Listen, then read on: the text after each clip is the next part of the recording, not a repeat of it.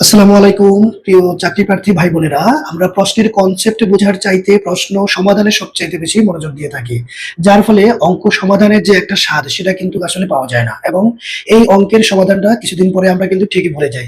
যেমন এখানে বোর্ডের মধ্যে আমরা একই নিয়মের ৩টা প্রশ্ন দেখতে পাচ্ছি। ৪০তম বিসিএস আসছে, কিন্তু ক্লাস 7 এর অঙ্ক। এখানে আমি অনুশীলনী এবং পৃষ্ঠার নম্বর সহ লিখে দিয়েছি। তো এখন এই প্রশ্নের কনসেপ্টটা যদি আগে আমরা বুঝতে চাই, তাহলে এখানে কি বলা আছে? এখানে পনির ও তপনের আয়ের অনুপাত বলা আছে কত?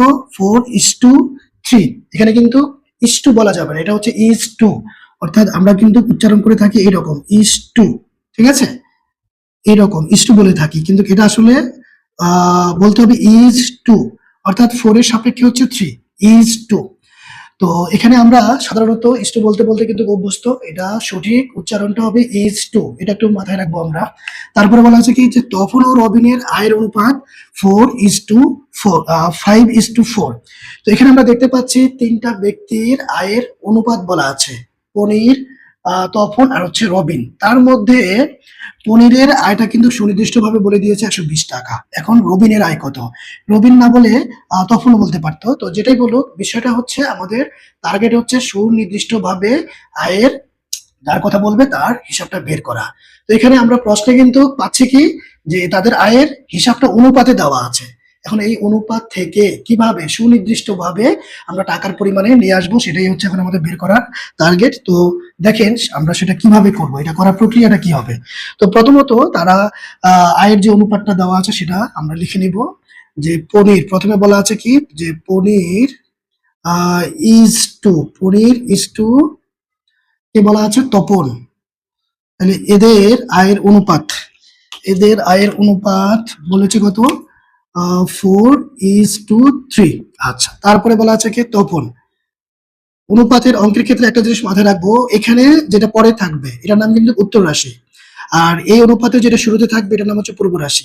এখানকার উত্তর রাশি আর এখানকার পূর্ব রাশির নামটা কিন্তু একই থাকবে, এটা একটু মাথায় রাখবো আমরা।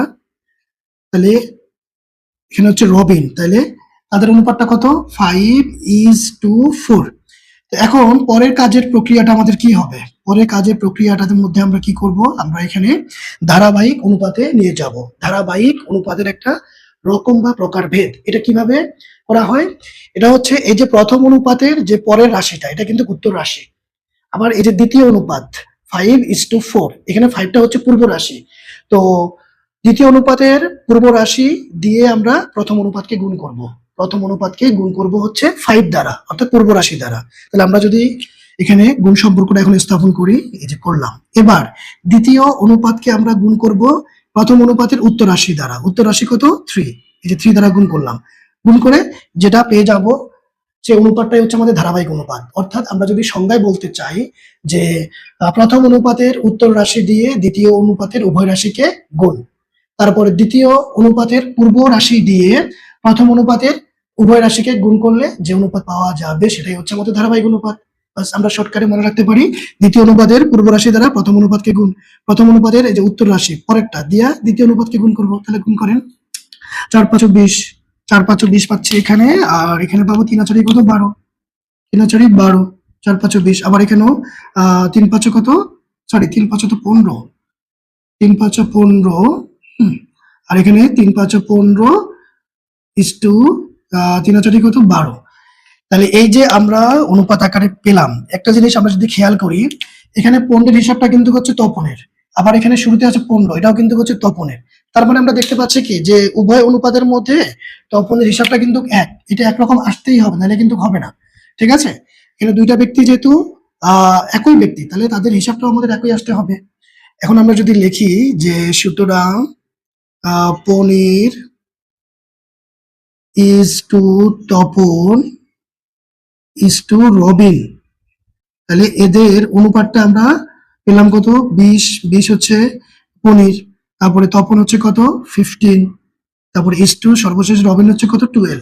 এখানে 15 কিন্তু দুই জায়গাতেই আছে, আর এই হিসাবটা কিন্তু তপনের, ফলে তপনের জন্য কিন্তু একটা সংখ্যা বসবে, কারণ দুই জায়গায় তো সে একই রকম। এখন আমরা ধরে নিয়ে যদি একটু কাজ করি, যে ধরি আমরা, আবার পেজটা একটা চেঞ্জ করে নেই। আচ্ছা, ধরি এখন এখানে পনির, তার মধ্যে তো কালি নেই। পনির, পনির এখানে পনির, পনির, তারপরে তপন ও রবিনের আয়ের, রবিনের রবিনের আয় যথাক্রমে, আয় যথাক্রমে মানে হচ্ছে যে শুরুতে আছে তার হিসাবটা হচ্ছে প্রথমে থাকবে 20x, কমা তপনের জন্য হচ্ছে 15x, সর্বশেষ রবিন আছে, রবিনের হিসাব হবে 12x টাকা। আমরা কিন্তু এখন এটাকে চলকে নিয়ে আসছি। পনির, তপন ও রবিনের আয় যথাক্রমে 20x, 15x, 12x চলক দিয়ে আমরা ধরে নিয়েছি।